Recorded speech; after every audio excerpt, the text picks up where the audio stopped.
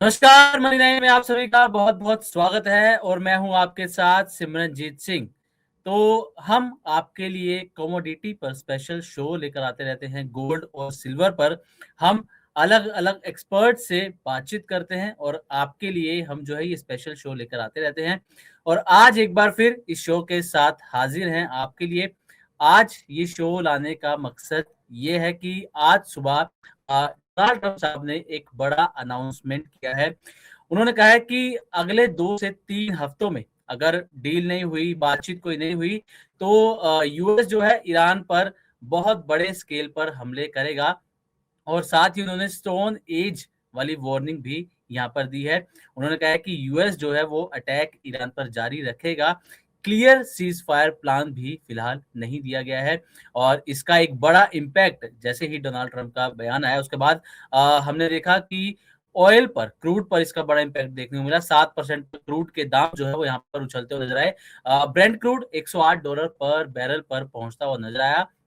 और साथ ही इस बयान का गोल्ड और सिल्वर, इस पर भी एक बड़ा इम्पैक्ट देखने को मिला। सिल्वर में आज करीब करीब 10 से 12 हजार, 14 हजार के आसपास की गिरावट देखने को मिली और गोल्ड के अंदर भी 2 से 2,500 रुपए के आसपास की एक गिरावट जो है वो देखने को मिली। रीजन था ट्रंप का जो ये एग्रेसिव बयान था। इससे इन्फ्लेशन का डर बढ़ गया है, महंगाई का, क्योंकि क्रूड के दाम बढ़ेंगे, तेल के दाम बढ़ेंगे, महंगाई भी बढ़ेगी, जिसके जो है हर चीजें, सभी चीजें महंगी होती जाएंगी और सेंट्रल बैंक्स जो हैं वो इंटरेस्ट रेट भी यहाँ पर बढ़ा सकते हैं। और इस वक्त जो ग्लोबल लेवल पर हम देखें तो जियोपॉलिटिकल टेंशन जो है वो यहाँ पर और ज्यादा गहराती हुई नजर आ रही है। तो आज क्योंकि हम कमोडिटी पर, स्पेशल गोल्ड सिल्वर पर बात करने वाले हैं, तो इन दोनों मुद्दों पर मेरे साथ बात करने के लिए दो एक्सपर्ट्स यहाँ पर जुड़ चुके हैं, अजय केडिया सर और अनुज गुप्ता जी। अजय सर, अनूप जी, आपका बहुत बहुत स्वागत है मनी नाइन में। बहुत बहुत धन्यवाद समझ जी मुझे बुलाने के लिए। चलिए, तो अजय सर, सबसे पहले आपसे जानना चाहेंगे कि कल तक हो सकता है कि आपका व्यू कुछ और हो। आज डोनाल्ड ट्रंप साहब ने एक और बड़ा अनाउंसमेंट कर दिया कि अगले 2-3 हफ्ते तक तो वॉर जारी रहने वाली है। उन्होंने कहा है कि फिलहाल ये रोकने का कोई विचार नहीं है। तो सर, अब आपका गोल्ड सिल्वर को लेकर क्या आउटलुक है, क्या कहना है सर आपका? देखिए समझ जी, व्यू में कोई चेंजेस नहीं है। इनफैक्ट जब ये करीबन $5400 से जब गिरावट आई थी तो टेक्निकली लग रहा था कि प्राइजेस नीचे में $4400 या 4100 तक जाएगा। एग्जैक्टली मार्केट ने उस चीज को छुआ और जो ये जंप आया था पिछले 5-6 दिनों में, ये एक रिट्रेसमेंट में था। और हमारी जी। उम्मीद ये जरूर थी कि अब $4900, 4950 तक आए और वहां से गिरावट ले। लेकिन जिस ढंग से डोनाल्ड ट्रंप ने सुबह तड़का लगाता हुआ दिखाई दिया कि ये लड़ाई 2 हफ्ते से 3 हफ्ता कंटिन्यू चल सकती है, अंतिम छोर पे है। आप ये देखिए कि जब भी लड़ाई होती है सोना चांदी बढ़ता है, बट जब से हमने ये ईरान और यूएस के बीच में लड़ाई देखी है, हमने गोल्ड को नेगेटिवली इम्पैक्ट करते हुए देखा, क्योंकि ये फैक्टर इन पीरियड था और साथ में बाकी भी फैक्टर्स थे। हाँ, अब चिंता ये है एक कि ये अगर लड़ाई कंटिन्यू चलती है, सेल ऑफ बढ़ेगा, बिल्कुल मेरे को बढ़ता हुआ दिखाई दे रहा है। दूसरा, सेंट्रल बैंक जो अब तक बाहर निकल कर आ रहे थे, अब कहीं ना कहीं हम देख रहे हैं रशियन सेंट्रल बैंक, कजाकिस्तान या चाइना की बात करें, वहां पे पॉज की बात हो रही है। तीसरा फैक्टर था जो था इंटरेस्ट रेट को लेकर, तो फेड, हम पिछले 1.5-2 साल से सुन रहे थे कि रेट कट होनी चाहिए, एग्रेसिव रेट कट होनी चाहिए। इनफैक्ट डोनाल्ड ट्रंप तो फेड चेयरमैन के साथ भिड़ गए थे और एग्रेसिव रेट कट की बात कर रहे थे। बट देखिए अभी सिनेरियो है कि ईयर एंड पे हम एक रेट हाइक देख सकते हैं, या ईसीबी की बात करें तो वो 2 रेट हाइक की बात करने लगी। और इसी के चलते हमने देखा कि सोने में जो मार्केट रिकवर कर रहा था, 5,000 का लेवल तोड़ नहीं पाया और वापस क्रैश होता हुआ दिखाई दिया, और ये क्रैश और बढ़ता हुआ दिखाई दे रहा है। सिमरनजीत। ओके। अजय सर, आपने सेंट्रल बैंक्स की बात करी। रशिया ने जो है 14 टन गोल्ड अपना एक ही बार में बेच दिया। सर, इसके पीछे क्या बड़ा रीजन देखते हैं जो इतने बड़े लेवल पर जो सेंट्रल बैंक्स भी अपना गोल्ड बेच रहे हैं? रशिया ने 14 टन गोल्ड एक बार में बेच दिया अपना, क्या बड़ा रीजन सर इसके सामने है? देखिए सबसे पहले अगर हम समझे कि डी डॉलराइजेशन के हमने काफी टर्म सुने हुए हैं, और उसके चलते हमने सेंट्रल बैंक्स ने काफी सोना ऐड भी कर रहा था, क्योंकि अल्टरनेट के तौर पे।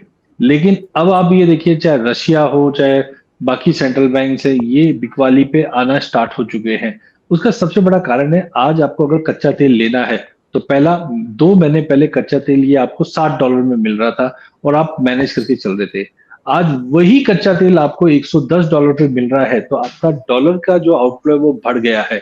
अब जब डॉलर का आउटफ्लो बढ़ा है तो डॉलर की डिमांड बढ़ेगी, तो डॉलर 100 के करीब है।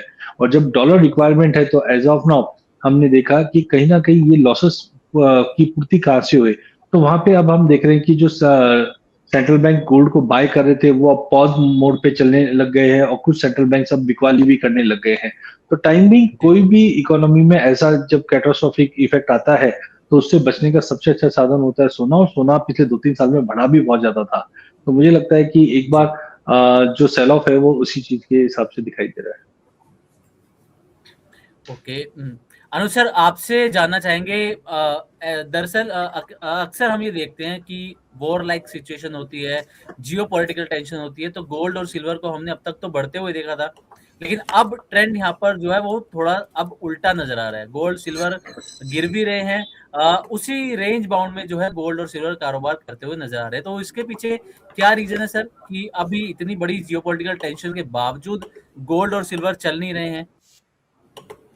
देखिए, जो गोल्ड सिल्वर ना चलने के पीछे रीज़न है वो है टोटली इन्फ्लेशन, क्योंकि जिस तरीके से क्रूड के भाव बढ़े हैं, प्रोबेबली है कि मॉनेटरी टाइटनिंग हो सकती है। डॉलर इंडेक्स यहाँ पे बढ़ रहा है, इंटरेस्ट रेट इंक्रीज होंगे तो डेफिनेटली लोग पैसा जो है डॉलर में डालेंगे या बॉन्ड यील्ड में डालेंगे।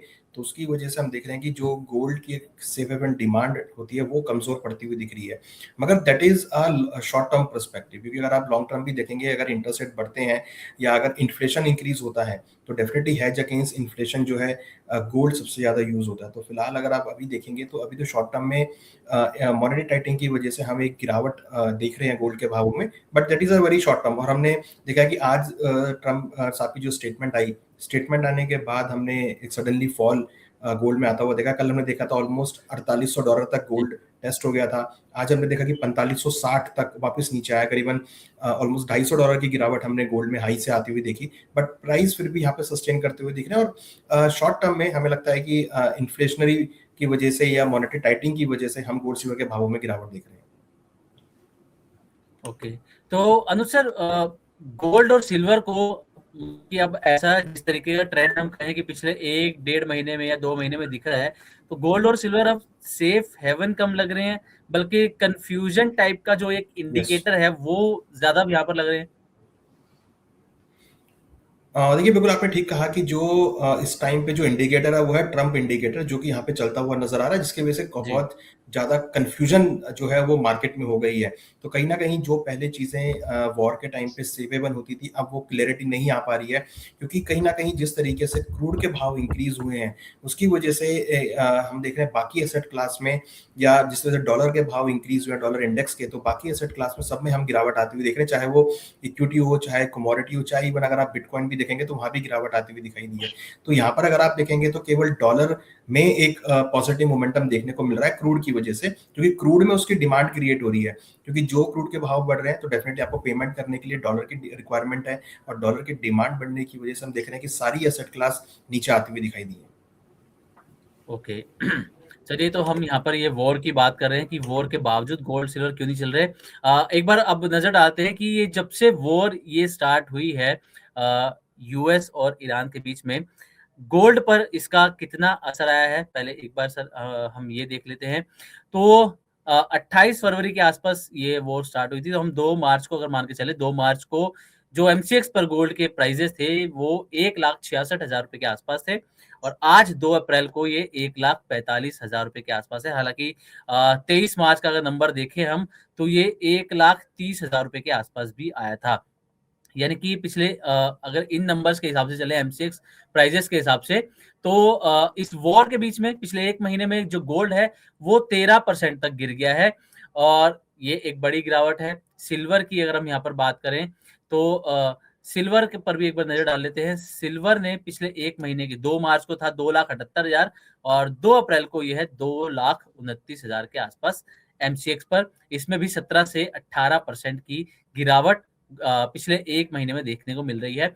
और सिर्फ मार्च की अगर बात करें, हमने कुछ दिन पहले भी कम्युनिटी पर शो किया था, तो अजय सर से डिस्कस किया था कि सिर्फ मार्च के अंदर गोल्ड के अंदर 15 से 18%, 20% की गिरावट देखी गई थी, और पिछले 50 साल की सबसे बड़ी गिरावट थी गोल्ड के अंदर सिर्फ मार्च महीने में।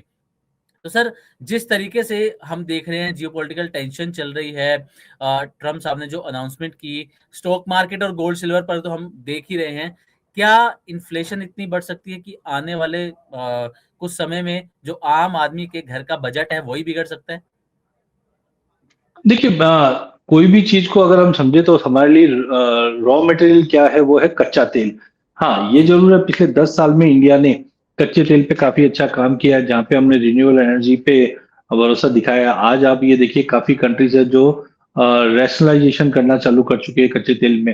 लेकिन इंडिया ने जिस ढंग से ड्यूटीज में जो कटौती की है, ऑस्ट्रेलिया भी इसको सराह रहा है, और ऑस्ट्रेलिया ने भी वही चीज की है। तो पहला चीज है, यस, हम इंश्योर तो नहीं है, ये चीज तो पक्की है, क्योंकि आज कोई भी कंट्री है, हमने भी 20-25 दिन का स्टॉक करके चल रहा था, बट आज ये युद्ध 34वें दिन एंटर कर चुके हैं, और अभी भी डोनाल्ड ट्रंप कहते हैं 2 से 3 हफ्ता और चलेगा। तो यहाँ पे जी, अपने आप को संभालना बहुत डिफिकल्ट है। तो पहला लगता है, यस, इन्फ्लेशन बढ़ेंगे, बट उतने ज्यादा नहीं जितने हम बाकी कंट्रीज में हम अभी तक देख पा रहे हैं। अल्टरनेट्स है, गवर्नमेंट उस पर काम भी कर रही है। हाँ, हमारे रिलेशन ईरान के साथ भी काफी अच्छे हैं, बट यहाँ पे रिलेशन काम नहीं आएंगे, यहाँ पे प्राइस काम आएंगे, क्योंकि आज रशिया से भी माल तो ले रहे हैं। जो हम 50-55 डॉलर में लेते थे, आज हम अगर 100-110 डॉलर में लेंगे, तो हमारे फॉरेक्स रिजर्व डिप्लेट होने चालू हो जाएंगे, जिसके नतीजन हमने 736 का जो हमारा रिजर्व था, वो घटकर 698 के करीब आ चुका है। और उसी के नतीजन हम रुपए में हम 95 का गोता लगाते हुए देखे हैं। तो इम्पैक्ट तो डेफिनेटली पड़ेगा, बट इस बार ना 2026 भारी पड़ता हुआ दिखाई दे रहा है, क्योंकि यहाँ पे बरसात के लिए भी जो आईएमडी के अपडेट्स आए हुए हैं, वहां पे भी हम देख रहे हैं कि एल नीनो के इम्पैक्ट रह सकते हैं। तो इट्स टू अर्ली टू से right now, but yes, impact और पिंच जो है हमारे घरों में भी दिखाई देगा। और अभी हम होरेका इंडस्ट्री की भी सिचुएशन देख ही रहे, जहाँ पे कर्टलमेंट किए गए हैं, उसका भी इम्पैक्ट आ ही रहा है। ओके। अच्छा सर, लास्ट थर्सडे आपके साथ मैंने शो किया था, तब मैंने आपसे एक सवाल पूछा था कि क्या जो डॉलर रुपी हम ये देख रहे हैं, क्या ये आपको 100 का लेवल टच करते हुए नजर आ रहे हैं? मैंने लास्ट थर्सडे आपसे पूछा था, और उसके बाद कई बड़े डेवलपमेंट्स इसी वॉर को लेकर होते रहे हैं। तो अब आपका व्यू सर क्या है? देखिए, आपने जो सवाल किया है वो बहुत ही ओपन एंडेड है, क्योंकि देखो, हम्म। 100 बोलो, 110 बोलो, ये होगा, आगे जाके होगा। बिकॉज इंडिया देखिए आज भी हम काफी चीजें इंपोर्ट करती है। हालांकि पिछले 10 सालों में गवर्नमेंट ने, जैसे एडिबल ऑयल कॉम्प्लेक्स के अंदर बहुत ही अच्छा हमारा प्रोडक्शंस बढ़े हैं। जो बायोफ्यूल की बात करें, आज हम 10 साल पहले हम ब्लेंडिंग में नहीं थे, बट अब हम 15-20% ब्लेंडिंग की बातें करने लग गए हैं, रिन्यूएबल में है। बट मुझे लगता है कि यस, 100 तो जाएगा, but that will take time, because as on ऐसा नहीं है कि हमारे रिजर्व्स अच्छे नहीं है, हमारे रिजर्व भी बहुत अच्छा है। आरबीआई भी प्रोएक्टिवली काम कर रही है, गवर्नमेंट भी इसके ऊपर एक्शन प्लान बना रखी है। बट हाँ, अभी जो बीच में चेरोस मचा था कि इमीडिएटली अभी हो जाएगा, वैसा सीन नहीं है। मुझे लगता है साल भर या अगले साल हम देख पाएंगे कि 100 का आंकड़ा रुपया पार करता हुआ दिखाई देगा। ओके, ठीक है सर। अनु सर, आपसे जानना चाहेंगे, कुछ लोग या कुछ हम कह लें कि कुछ एक्सपर्ट्स ये कह रहे हैं कि जो गोल्ड और सिल्वर हैं, ये अपने पीक पर पहुंच गए थे। तो क्या इसको एक सिर्फ करेक्शन मानकर चल सकते हैं, या फिर ये मान सकते हैं कि यहाँ पर एक बड़े बियरिश फेज की भी एक शुरुआत हो चुकी है गोल्ड और सिल्वर के अंदर? ये सिर्फ एक करेक्शन इसको मान सकते हैं? देखिए, ये महज एक करेक्शन है, क्योंकि बियर फेज अभी नहीं है, क्योंकि देखिए, ये जो करेक्शन आई है बेसिकली जो जनवरी में हमने 20 जनवरी से लेकर 29 जनवरी के बीच एक अनएक्सपेक्टेड मूवमेंट देखा था, जिसमें रोज मार्केट गैप से ओपन हो रहा था, वो उस टाइम पे हुआ था। उसके बाद थोड़ा करेक्शन आया। तो बेसिकली इट इज अ, जो अभी गोल्ड सिल्वर जिस रेंज में घूम रहे हैं, that is a fair value, जिसको हम मानते हैं कि ये गोल्ड सिल्वर का एक फेयर वैल्यू है जो यहाँ पर प्राइस मूव कर रहे हैं। हालांकि यहाँ से आपको थोड़ा उठापटक आपको जरूर देखने को मिलेगा, बट ऐसा नहीं है कि ये एक बियर फेस में चला गया है। अभी तक हमने देखा है कि गोल्ड सिल्वर स्टेबल हुए हैं, बट बियर फेस अभी नहीं आता हुआ दिख रहा है। और हमें लगता है कि लेटर और सुनर इसमें अगेन आपको एक पॉजिटिव मोमेंटम होता हुआ दिखाई देगा, क्योंकि देखिए, अगर इन्फ्लेशन है या जियोपॉलिटिकल टेंशन है या कहीं पर अनसर्टेनिटी है, तो उसका सबसे बड़ा जो सपोर्ट है वो गोल्ड और सिल्वर को, इवन गोल्ड को मिलता है। सिल्वर में इंडस्ट्रियल डिमांड आती है। बट यहाँ अगर आप देखेंगे तो अभी जिस तरीके का माहौल चल रहा है या जिस तरीके की अभी अनसर्टेनिटी चल रही है, तो फिजिकल डिमांड यहाँ पे डैम्प होती हुई दिखाई दी, जिसकी वजह से उतना प्राइस एप्रिसिएशन देखने को नहीं मिल रहा है। दूसरी तरफ डॉलर के प्राइस इंक्रीज होते हुए दिखाई दिए हैं। हमने देखा था कि 2023-24 2022-23 में डॉलर का भाव 114 तक चला गया था, फिर उसमें बड़ी करेक्शन आती हुई दिखाई दी थी, जब इंटरेस्ट रेट बढ़ने स्टार्ट हुए तब डॉलर बढ़ा था, जब इंटरेस्ट रेट घटने स्टार्ट हुए, क्योंकि देखिए एक लिमिट के बाद इंटरेस्ट रेट घटने भी स्टार्ट होंगे, क्योंकि ऑलवेज जी। इंटरेस्ट रेट बढ़ा के रखना वो गवर्नमेंट के लिए बड़ा इशू हो जाता है। तो अगर आप इकोनॉमिक साइड में जाएंगे तो हो सकता है कि शॉर्ट टर्म में आपको इंटरेस्ट रेट बढ़ते हुए दिखाई दे, बट फाइनली उनको इंटरेस्ट रेट नीचे लाने पड़ेंगे जिससे कि गवर्नमेंट के ऊपर बर्डन ना पड़े। तो जब वो इंटरेस्ट रेट नीचे आएंगे तो जो मनी ऑटोमेटिकली वो गोल्ड सिल्वर में शिफ्ट होती हुई दिखाई देगी। ओके, तो सर जो गोल्ड और सिल्वर में इस वक्त चल रहा है, निवेशक ये पूछ रहे हैं, इन्वेस्टर ये पूछ रहे हैं कि बाय ऑन डिप करना चाहिए या फिर फिलहाल दूरी बनाने की आप सलाह देंगे अनुज सर? और देखिए मुझे लगता है कि बायो डिप करना चाहिए, दूरी बना के तो काम नहीं चल पाएगा क्योंकि ऑलरेडी दे आर इन्वेस्टेड, तो जी। उनको हमेशा लगेगा कि भाई कहीं हम रैली में मिस आउट ना हो जाए। तो जिन्होंने ले रखा है राइट। उनके लिए अपॉर्चुनिटी है कि भाई प्राइस करीबन 30% गोल्ड के गिर गए हैं अपने हाई से, चांदी के भाव करीबन 60% करेक्ट हुए, तो अपॉर्चुनिटी है कि आपने अगर हायर लेवल पे ले रखा है तो आप इसमें एंटर कर सकते हैं। या ऐसे लोग जो रैली में पार्टिसिपेट ही नहीं कर पाए या बिल्कुल ही नहीं ले पाए, तो उनके लिए मौका है कि प्राइस नीचे आए हुए हैं तो यहाँ पर आप इस अपनी इन्वेस्टमेंट को स्टार्ट कर सकते हैं। ओके, ठीक है सर। अजय सर, आपसे एक आखिरी सवाल लेना चाहूंगा, आपके पास समय का थोड़ा सा अभाव है, हम ये जानते हैं, तो एक आखिरी सवाल सर आपसे यहाँ पर लेना चाहूंगा। हालांकि जब भी आपसे बातचीत होती है ये सवाल जरूर लिया जाता है, और दर्शक भी जो है, हमारे जो इन्वेस्टर्स हैं, वो भी ये जानना चाहते हैं कि 2026 को लेकर गोल्ड और सिल्वर पर सर आपका आउटलुक जानना चाहते हैं। कितना आपको लगता है कि गोल्ड और सिल्वर करंट लेवल से नीचे आ सकते हैं या ऊपर जा सकते हैं?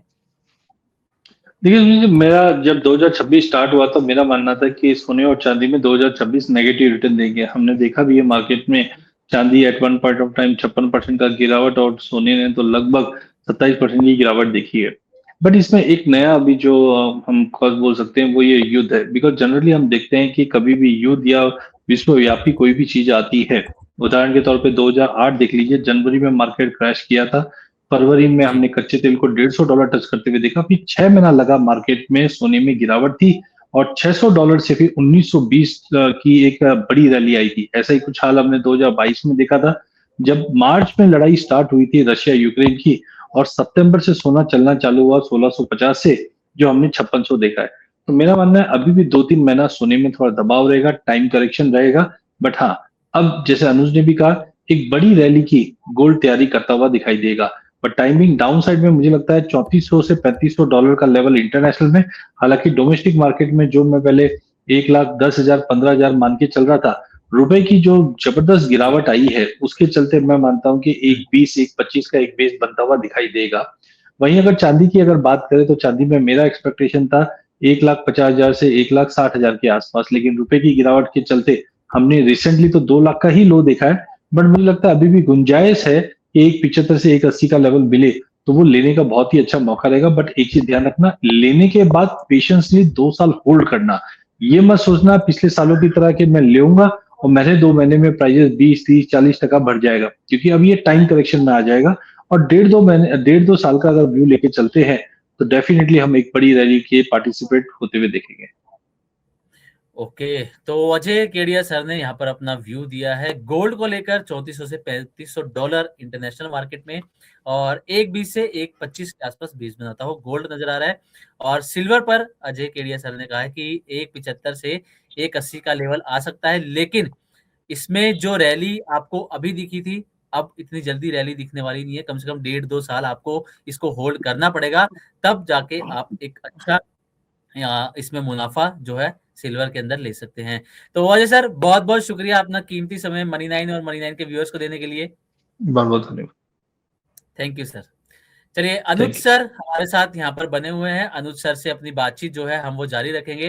अनुज सर, एक तो नजरिया हम इस तरीके से बातचीत कर रहे हैं कि निवेशकों के नजरिए से हम बात कर रहे हैं कि जो है दाम बढ़ते जा रहे हैं, घट रहे हैं, तो किस स्ट्रेटेजी के साथ निवेश करें या क्या करें। जिन्होंने पहले हायर लेवल पर खरीद रखे हैं वो थोड़ा अगर नुकसान में है तो वो क्या करें। लेकिन एक नजरिया सर ये भी है कि अब भारत में वेडिंग सीजन भी आ रहा है। आप जानते हैं कि अप्रैल में जून में थोड़ी शादियां भारत के अंदर ज्यादा होती हैं, तो उनके लिए तो सर ये अच्छी खबर है, क्योंकि अगर वो खरीदना चाहते हैं उनके लिए तो कीमतें कम ही हो रही हैं।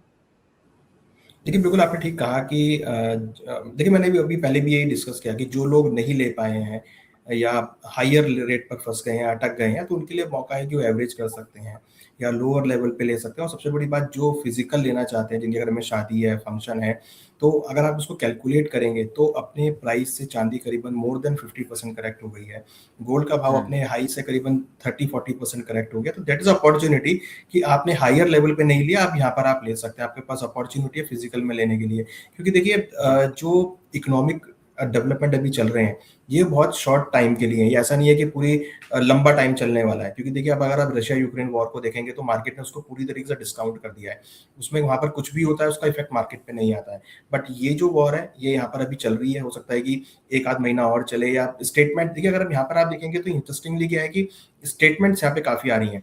कभी ट्रम्प साहब स्टेटमेंट देते हैं, कभी ईरान से स्टेटमेंट आता है, तो स्टेटमेंट में मार्केट रोल प्ले कर रहा है। और धीरे धीरे स्टेटमेंट भी अब आगे चल के डिस्काउंट होनी चालू हो जाएंगी, तो फिर आपको नया मोमेंटम देखने को मिलेगा। तो मुझे लगता है कि शॉर्ट टर्म के लिए मार्केट में ये वॉलेटिलिटी है, बट अगर आप एक लॉन्ग टर्म की बात करेंगे तो डेफिनेटली हमें लगता है कि एक रैली जो गोल्ड सिल्वर में कंटिन्यू है वो होती हुई दिखाई देगी। तो इसलिए जो भी डिप्स मिल रहे हैं वहां पर आप कुछ कुछ क्वांटिटी ऐड करके चल सकते हैं। ओके, ठीक है। अनु सर, कई नजरिया, कई एक्सपर्ट हम कह लें या कई लोगों का नजरिया वो ये भी कह रहे हैं कि इसी साल 2026 में जो गोल्ड के प्राइजेस हैं वो अपने रिकॉर्ड हाई से 50% तक भी गिर सकते हैं। और जो अगर इंटरनेशनल मार्केट में देखें तो कहा ही जा रहा है कि 2800 से $3000 तक ये जा सकते हैं। और इस हिसाब से अगर हम भारतीय रुपए में इसको देखें सोने की कीमत, तो ये 85,000 रुपए से लेकर 91,000 रुपए के बीच में आ सकती है, ऐसा कहा जा रहा है। तो क्या आपको लगता है कि पॉसिबल है इतना गिरना सोने का, जिसने 1,85,000 का लेवल छुआ, अब वो सिर्फ 85,000 या 91,000 के बीच में आ जाएगा? आपको लगता है पॉसिबल है ये चीज? देखिए अभी तो ऐसा पॉसिबल नहीं दिख रहा है, क्योंकि गोल्ड की अपने एक इंटरेस्टिंग वैल्यू है, एक आपकी इसकी डिमांड सप्लाई है। सप्लाई यहाँ पे डेफिनेटली डिस्टर्ब्ड है, डिमांड जो है वो भी इस टाइम पे कम है, तो इस टाइम पे डिफरेंट पिक्चर है। बट मुझे नहीं लगता कि इतना बड़ी गिरावट आपको यहाँ देखने को मिलेगी। अभी रिसेंटली हमने देखा था कि ऑलमोस्ट 4 या 99 तक डॉलर में गोल्ड ने नीचे लो टेस्ट किया था, वहां से उठकर वापस $4800 टेस्ट किया। आप देखिए कितनी ज्यादा वॉलेटिलिटी है, $800 का लेवल हुआ मैच 5 से 6 दिनों में। तो ये आपको देखने को मिलेगा, जितना प्राइस नीचे आएंगे उतना ही स्पीड से जंप होते हुए भी दिखाई देंगे। तो ये हमको ध्यान में रखना है कि गोल्ड सिल्वर एक ऐसा प्रोडक्ट है जिसकी इंटरेस्टिंग वैल्यू है और जिसकी अवेलेबिलिटी एज कंपेयर बाकी मेटल्स के बहुत कम है, और जिसका डिमांड, चाहे वो इन्वेस्टमेंट हो, चाहे सेफ हेवन हो, चाहे इंडस्ट्रियल हो, वो रात दिन बढ़ता जा रहा है डिमांड। क्योंकि हमने देखा है कि गोल्ड ईटीएफ, सिल्वर ईटीएफ के अंदर अच्छी डिमांड आती हुई दिखाई दी है। तो ये जो फैक्टर है ये इसको सपोर्ट प्रोवाइड करेंगे लॉन्गर टर्म के लिए। ओके, सर इसी तरीके से सिल्वर को लेकर भी कुछ नजरिए हैं। हालांकि हमने 23 मार्च को भी देखा था कि सिल्वर एमसीएक्स पर 1,99,000 के आसपास आई थी। तो आपको लगता है 2 लाख से नीचे सिल्वर जाने की पॉसिबिलिटीज है? हालांकि अजय सर ने 1,75, 1,80 का लेवल यहाँ पर बताया है। आपको लगता है कि उससे भी नीचे सिल्वर जा सकती है? देखिए मुझे लगता है कि सिल्वर मैक्सिमम नीचे $60 के आसपास एक अच्छा सपोर्ट लेगी। क्योंकि देखिए सिल्वर में अगर आप देखेंगे तो करीबन 14 साल के कंसोलिडेशन के बाद बाहर निकली है। सिल्वर की डिमांड अगर आप देखेंगे तो पहले 10 सालों में काफी इंक्रीज हुई है, सप्लाई जो है वो लिमिटेड है। तो कहीं ना कहीं हमें लगता है कि $60 मैक्सिमम होगा, जो कि करीबन 1,80-2 के आसपास के लेवल होंगे, जहां पर आपको अच्छी अपॉर्चुनिटी देखने को मिलेगी। रिसेंटली हमने देखा था 1,99,700 के आसपास के लेवल मारे थे, फिर वहां से रिकवरी भी जी। होती हुई दिखाई दी। तो कहीं ना कहीं अगर आप देखेंगे तो हो सकता है कि सिल्वर के भाव दोबारा से आपको 2 लाख, 1,80,000 के आसपास आते हुए दिखाई दें, फिर वहां से आपको रिकवरी आती हुई दिखाई देगी। मींस करीबन $60 एक अच्छा लेवल है, जो मुझे लगता है कि जहां पर एक वैल्यू बाइंग देखने को मिल सकती है। ओके, $60 पर वैल्यू बाइंग ये हो सकती है, यानी कि इंडियन मार्केट में 1,80 से 2 लाख के बीच में भी सिल्वर आ सकती है, वहां से खरीदारी शुरू की जा सकती है। सर कुछ लोगों को अब भी ये उम्मीद है कि ठीक अगर ये वॉर रुक जाती है तो उसके बाद भी गोल्ड और सिल्वर के अंदर उसी तरीके की रैली देखने को मिलेगी जैसी हमने पिछले 1 से 1.5 साल में देखी है। और ऐसा मुझे लगता है कि ऐसा तो पॉसिबल नहीं है। आपका क्या नजरिया है सर? नहीं देखिए ऐसा नहीं लग रहा, मुझे नहीं लगता कि अगर वॉर रुक भी जाएगी तो उस टाइप की रैली आपको देखने को मिलेगी। क्योंकि देखिए जो वो रैली था, अगर आप डेट टाइम देखेंगे 20 जनवरी से लेकर 29 जनवरी के बीच में, वो एक ऐसा जी। टाइम था जिसमें फोमो क्रिएट हो गया था कि बस कुछ नहीं है, सिर्फ गोल्ड सिल्वर राइट। नहीं आपको पैसा लगाना है या इन्वेस्टमेंट करना है। और वहाँ पे आर्टिफिशियल जो शॉर्टेज थी वो वहाँ पर देखने को मिली थी, फिजिकल में सप्लाईज नहीं आ रही थी, फिजिकल शॉर्टेज क्रिएट होता हुआ दिख रहा था। तो मुझे ऐसा नहीं लगता कि अगर वॉर रुक जाएगा तो उस टाइप से रनअप देखने को मिलेगा। हाँ, गोल्ड सिल्वर जो चलेगा वो अपने फंडामेंटल के बेस पे चलेगा, बहुत स्टेबल मूवमेंट रहेगा। और इस साल हमें लगता है कि ज्यादा तेजी या ज्यादा मंदी अब आने वाले टाइम में आपको देखने को नहीं मिलेगी, बहुत स्टेबल प्राइस रहेंगे और एक रेंज बाउंड मोमेंटम आपको होता हुआ दिखाई देगा। ओके। अनुसार आपने यहाँ पर फोमो का एक जिक्र किया, फियर ऑफ मिसिंग आउट का। तो या अभी करीब करीब एक हफ्ते पहले ही एमफी के भी कुछ नंबर्स आए थे, जिसमें उन्होंने बताया कि गोल्ड ईटीएफ, सिल्वर ईटीएफ के अंदर 33,500 करोड़ का इनफ्लो आया था जनवरी के अंदर, जो कि एक रिकॉर्ड इनफ्लो भी यहाँ पर माना गया। लोगों ने उस समय, क्योंकि जनवरी में तो सर अच्छी जबरदस्त तेजी थी गोल्ड और सिल्वर के अंदर, तो फोमो में आके ही लोगों ने पैसा लगाया। लेकिन उसके बाद जो रिटेल निवेशक थे वो लेट साइकिल में फंसते हुए नजर आए। अब ये तो इनफ्लो का नंबर हो गया, इसी के साथ 28 लाख नए निवेशक भी जुड़े थे, और उन्होंने गोल्ड और सिल्वर में भी जाहिर सी बात है पैसा लगाया था। तो ये लेट साइकिल में जो फंस चुके हैं सर, जिन्होंने फोमो में आके पैसा लगा दिया, हायर लेवल में खरीदारी कर ली, अब वो क्या करें सर? उनको क्या स्ट्रेटेजी लेकर चलनी चाहिए? देखिए, फोमो वाले जो इन्वेस्टर हैं, मुझे लगता है कि कहीं ना कहीं वेट एंड वॉच करना चाहिए। फोमो में बिल्कुल ना आए, क्योंकि देखिए वो फोमो डिफरेंट था। यहाँ पर मुझे लगता नहीं कि अब वॉर के बाद कोई फोमो यहाँ पर होता हुआ दिखाई देगा। हो सकता है कि मार्केट में आपको वॉलिटिलिटी देखने को मिले। तभी हम कह रहे हैं कि जो डिप्स मिलते हैं वहाँ पर आप स्मॉल स्मॉल क्वांटिटी ऐड करते चलें। एसआईपी के फॉर्म में लें, ईटीएफ के फॉर्म में लें, या फिजिकल भी लेना है तो आप फिजिकल छोटी छोटी क्वांटिटी ऐड करते हैं, जिससे कि आपके पास अगर मूवमेंट भी आता है तो आप उस रैली के पार्टिसिपेट बने। तो मुझे लगता है कि एक शॉर्ट टर्म व्यू ना रख के आप लंबी अवधि का व्यू बना के चलें। ओके, ठीक है सर। और सर आपसे मैं ये भी जानना चाहूंगा कि अगर इस वक्त मान लीजिए किसी के पास 1 लाख रुपया है, वो चाह रहा है लगाना, तो गोल्ड सिल्वर में आप लगाने की सलाह देंगे, या फिर अभी आप कहेंगे कि भैया कैश अपने पास संभाल कर रखो थोड़ा सा, जिस तरीके की हम सिचुएशन देख रहे हैं ग्लोबल लेवल पर, अपने इंडिया में भी उसका इम्पैक्ट तो पड़ता हुआ नजर आ ही रहा है, तो क्या आप सलाह देंगे सर उनको? देखिए, मुझे लगता है कि गोल्ड सिल्वर में आपको इन्वेस्टमेंट करना चाहिए। छोटी-छोटी क्वांटिटी आप ऐड करके चलें। जो आपके पास पैसा है उसको ईटीएफ में लगाएँ, एसआईपी के फॉर्म में लगाएँ, जिससे कि हर डिप में आप उसमें पार्टिसिपेट कर सकें। क्योंकि अगर आपने लंबा अवधि का व्यू बनाया 3 से 5 साल का, तो आई एम श्योर कि आपको एक अच्छी रिटर्न वहाँ पे देखने को मिल सकती है। तो अब पैनिक होने की ज़रूरत नहीं है। मार्केट गिरावट आती है तो वहाँ पर पोज़ीशन में स्मॉल क्वांटिटी ऐड करके चलना चाहिए। ओके, स्मॉल ऐड करके चल सकते हैं, स्मॉल क्वांटिटी। जो इन्वेस्टर इस वक्त सर थोड़े से भी प्रॉफिट में बैठे हैं, तो आप प्रॉफिट बुकिंग की सलाह देंगे उनको, या फिर अभी एज इट इज बैठे रहें? देखिए, प्रॉफिट बुक तो करना चाहिए डेफिनिटली। प्रॉफिट बुक करेंगे, आपको डिप्स मिलेंगे, फिर आप दोबारा एंट्री कर सकते हैं। बट अगर प्रॉफिट मिल रहा है तो मेरे हिसाब से प्रॉफिट बुक करके चलना चाहिए, क्योंकि मार्केट बहुत अनसर्टेन है और ऐसे में मार्केट का डायरेक्शनल किधर साइड भी हो सकता है। थोड़ा प्रेशर मार्केट पे देखने को मिल रहा है, तो बेटर है कि अगर आप इन द मनी है तो प्रॉफिट बुक करें। आपको नीचे के लेवल मिलेंगे तो वहां पर आप री एंट्री कर सकते हैं। ओके, ठीक है सर। अनु सर, आपने अभी सिल्वर का लेवल तो बता दिया था, $60 का आपने यहाँ पर जिक्र किया था, इंडियन मार्केट में 180-2 के बीच में। गोल्ड पर भी सर आपका नजरिया जानना चाहेंगे कि गोल्ड पर आपका क्या व्यू है, क्या आउटलुक है सर? गोल्ड किस लेवल पर आपको जाता हुआ नजर आ रहा है इस साल में? देखिए, हमें लगता है कि गोल्ड की जो रेंज होगी वो 4,000 से लेकर $5,000 के बीच होगी। तो कोई भी अगर डिप मिलता है $4,200 के आसपास या $4,000 के आसपास, वहाँ पे ऐड करना चाहिए। हमें लगता है कि साल के एंड तक वापस आपको 4,800, $5,000 के लेवल, 5,200 तक के भी लेवल देखने को मिल सकते हैं। ओके, साल के एंड तक $5,200 तक के लेवल देखने को मिल सकते हैं। और इंडियन मार्केट के हिसाब से सर?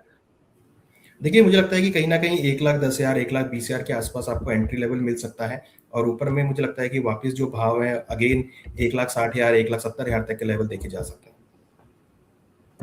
ओके, ठीक है सर। तो यहाँ पर गोल्ड को लेकर अनुज सर ने कहा है कि 4 से $5,000 के बीच में इंटरनेशनल मार्केट में गोल्ड रह सकता है। $4,200 के आसपास आए तो आप थोड़ा सा पैसा लगा सकते हैं। साल के एंड तक $5,200 तक जाता हुआ नजर आ रहा है। और इंडियन मार्केट की अगर बात करें तो 1,10 से 1,20 के बीच में जो है पोजीशंस अपनी बनाई जा सकती हैं, एंट्री की जा सकती है। चलिए अनुज सर, बहुत बहुत शुक्रिया अपना कीमती समय मनी 9 और मनी 9 के व्यूअर्स को देने के लिए। और कमोडिटी गोल्ड और सिल्वर हम स्पेशल अपने व्यूअर्स के लिए शो लेके आते हैं, उस पर बातचीत करने के लिए बहुत बहुत शुक्रिया अनुज सर। Thank you.